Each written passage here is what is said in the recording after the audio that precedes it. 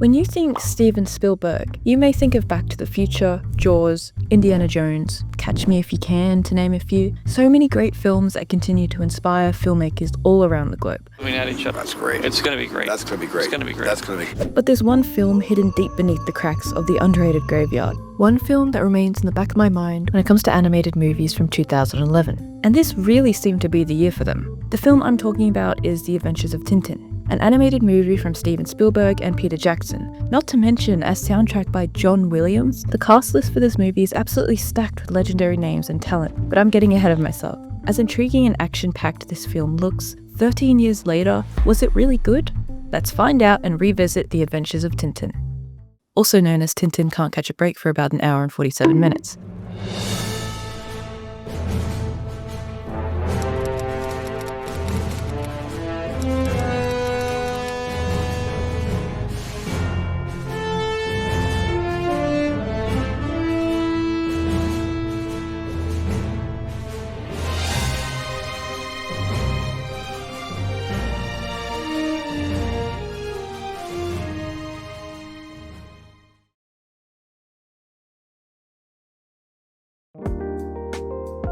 Now, I just wanted to go ahead and say that I'm not a long-time fan of the Tintin books or comics. I think I've read about 2 in my lifetime, one being for French class back in high school, so you know your girl didn't understand a word of that. And I don't really have a huge knowledge on the source material to go off of, so if you're looking for a more in-depth video for someone who actually has experience with the material, I recommend watching Breadworld's video after this. It's just a little more in-depth than mine. So with that out of the way, let's have a brief look at the history to get ourselves more familiar with Tintin.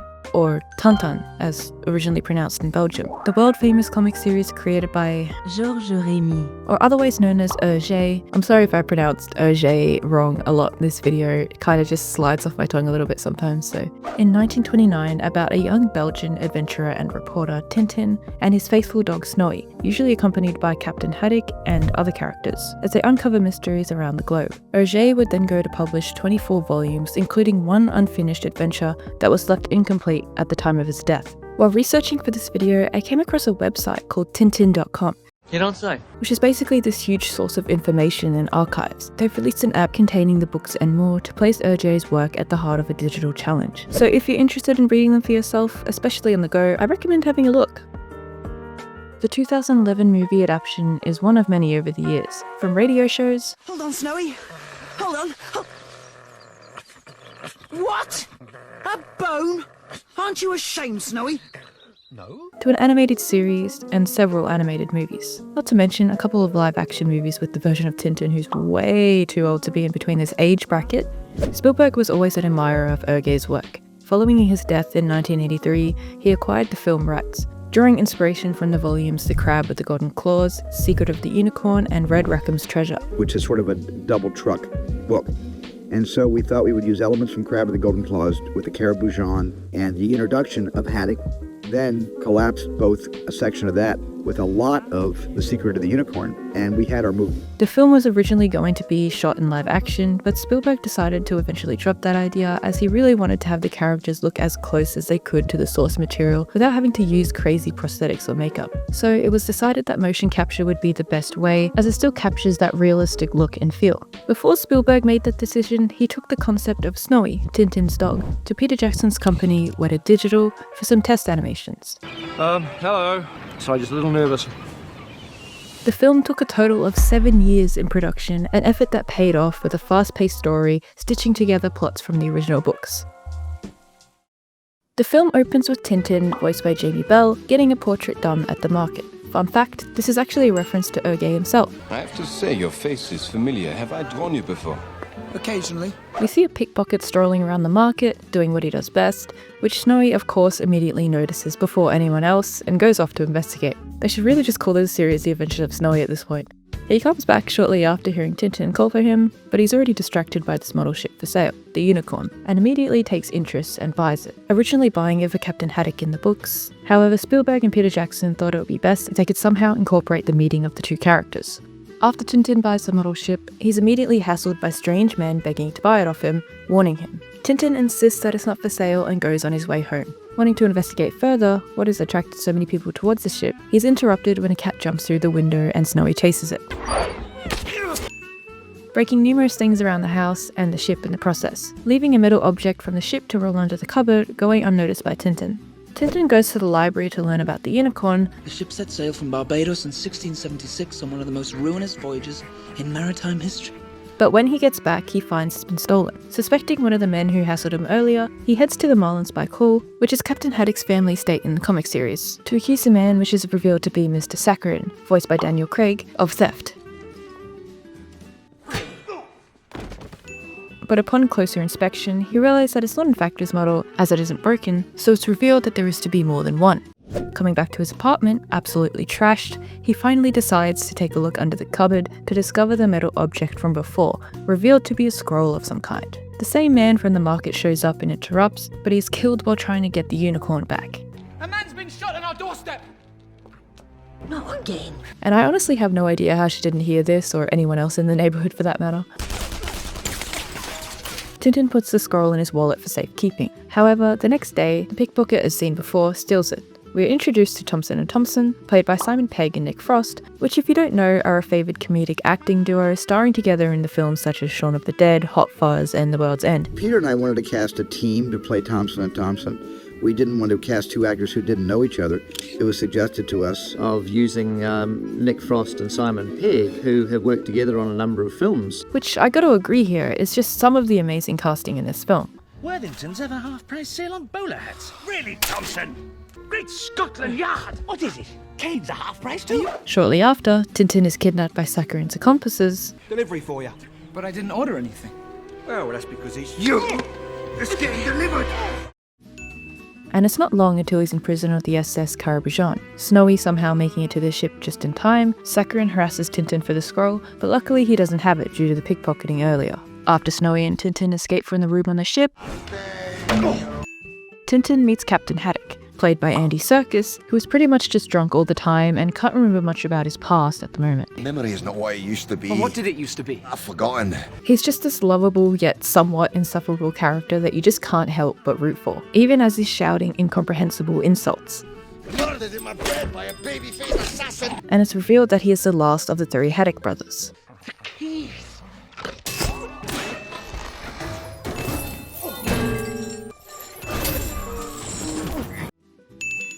After a couple well thought out scenes of some slapstick and some exposition from Haddock attempting to remember all the details of the unicorn and exactly what happened on that ship, they eventually escape on a lifeboat. It's also revealed that Captain Haddock and Sakharine's ancestors hold unfinished business. On the lifeboat, they attempt to make their way to Bagar, which is basically a fictional version of Morocco, in attempts to get the third unicorn shipped before Sakharine.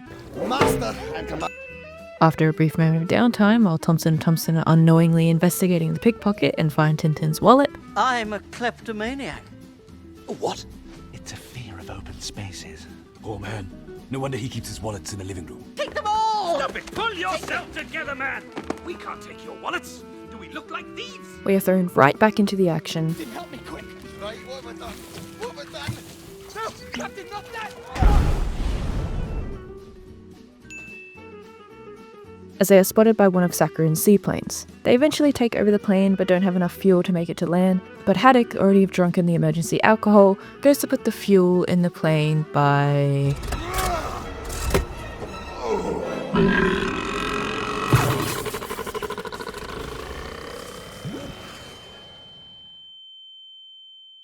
Yeah. With a rough landing, they arrive in the desert, and while hallucinating in the heat, Haddock recalls his ancestor, Sir Francis Haddock, who sank the Unicorn in a battle with the pirate Red Rackham. He also remembers that the three model ships contain scrolls with coordinates to the wreckage and the treasure. Later that night, the two are found thanks again to Snowy. Good dog. Seriously, these guys would just be dead if it wasn't for Snowy half the time. Followed by another scene of Haddock remembering the past. Oh, the sounds, I don't like them. No!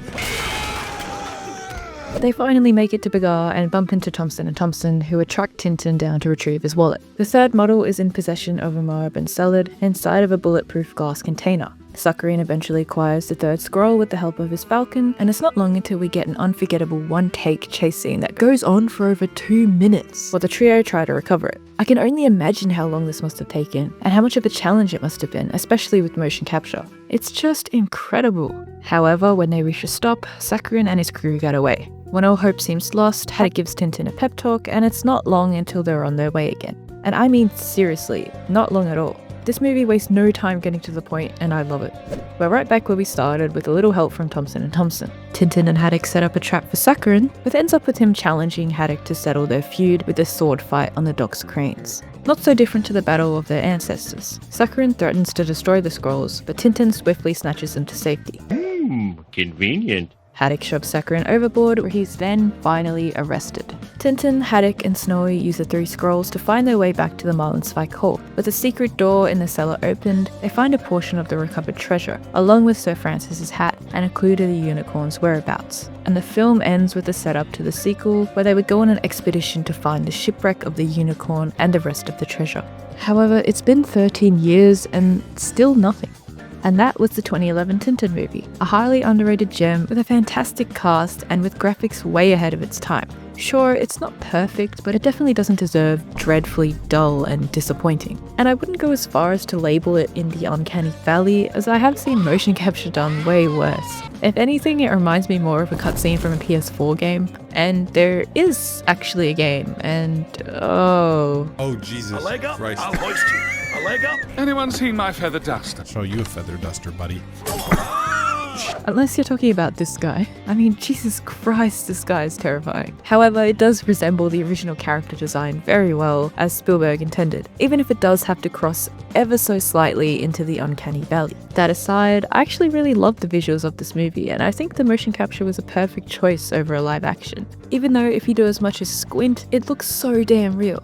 And as we know, live action adaptations almost never work. There's just not as much you can do in the real world versus the animation realm without having to heavily rely on CGI or visual effects. I'm looking at you, Marvel. There are so many ways you can play around with things to tweak to your liking in a digital world. Take the chase scene for example. This stunt alone would have cost millions in live action, I imagine, with all the props and set and stunt doubles, effects, to get it all in one take. I think for a movie such as this coming from the mind of someone with such a vast imagination, and also to fuel the imagination of others with all its visuals and action-packed scenes, it was crucial to have this film animated in some way. That's where I think the beauty of motion capture comes in, as realisticness and animation work together in so many ways here, and little details like the artificial lens flares. The film is extremely fast-paced and really keeps you on your toes. It's just scene after scene of pure action and mystery.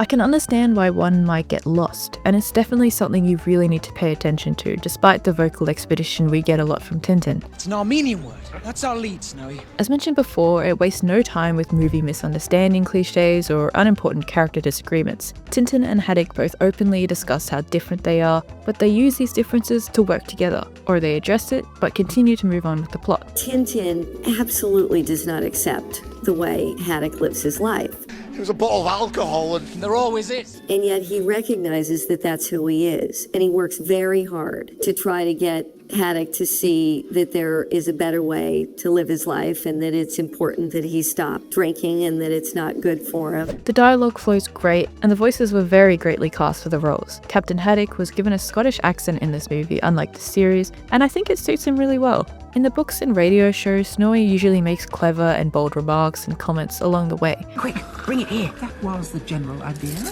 Similar to the way how Garfield or Snoopy have thought bubbles, but can never be heard or understood by any of the humans. Snowy doesn't however talk in the movie, but instead has expressions in ways similar to the original comics, to where you don't need his commentary, and you still don't lose that original feel of Snowy. The banter that goes on between characters like Thompson and Thompson were undeniably charming with its pauses and subtle humour, something that this film does really well. There's this really funny scene where Tintin is trying to steal a key from one of the rooms on the ship and trying not to wake anyone up, as Haddock claims that there are light sleepers, and they thrash around not hearing absolutely anything. It's this physical slapstick humour that the motion capture relies on and executes so perfectly.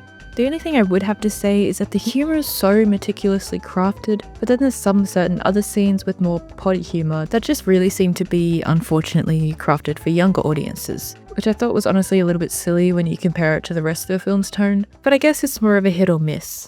I thought I'd also mention how Tintin is barely involved in the final battle, pretty much at all. It's all up to Haddock and Saccharine as they go through their generational history. Sure, the main character is Tintin, however there's so much depth to the characters and plot that it still works when it's not fully about him. He doesn't need to be constantly there on the screen or involved in any way for the story to flow or keep my attention. All the characters are interesting enough in their own ways and built with so much thought that this can be achieved, and it's very rare when you can do that with media with the character's name right in the title. Would you watch SpongeBob if it only featured Squidward and Sandy? Or would you watch The Amazing World of Gumball if it only featured Anais and Richard? The plot was pretty good in my opinion, judging how it incorporates multiple books into one solid story. However, it might be a little bit confusing on the first watch, especially if you're completely new to the Tintin series as a whole. The story gives a reason for Haddock's drinking that connects to the main adventure. Why do you think I drink? Because I know I'll never be like him. Rather than in the books, I guess he was just an alcoholic because... Why not? I feel like this makes his character feel more layered and provides a more meaningful foundation for his flaws. Lastly, I'd like to briefly talk about the score by John Williams, which, if you don't know, composed the music for movies such as Star Wars, Jurassic Park, Harry Potter, and many, many more. This was actually his first score for an animated film, and Williams was eager to employ the old Disney technique of doing music, composing the music first and having the animation sync to it. Because of this method, the action on screen moves in perfect time with the music, like the title sequence is a great example of this. So what happened to the sequel? As said before, the movie ended up with a setup to a sequel where Tintin and Captain Haddock would go to the coordinates of the sunken ship to find the treasure, but it never came. As of the latest updates, the project is best described as in active development, but stuck in development hell. To be short, development on the sequel reportedly started in 2012 with a projected release date for around 2015, after Peter Jackson's busy schedule with the Hobbit trilogy. Oh, what a load of crap! With years of radio silence and then sudden reassurance that it is in fact still happening several times over the last decade, we are still yet to see any kind of progress. Everyone is still wanting to do it. I think it's so, just a absolutely. case of when. Yeah. I mean, I hear from them all the time. I'm really Can doesn't, we? but I don't want to be playing Tintin when I'm 40.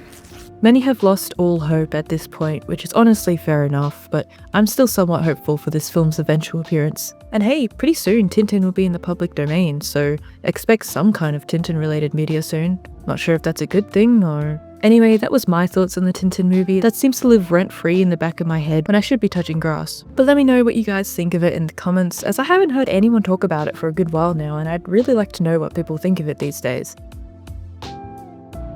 If you'd like to hear me talk about random underrated things that nobody cares about anymore, consider subscribing, as I do that a lot. Thank you all for watching, and I'll see you in the next one.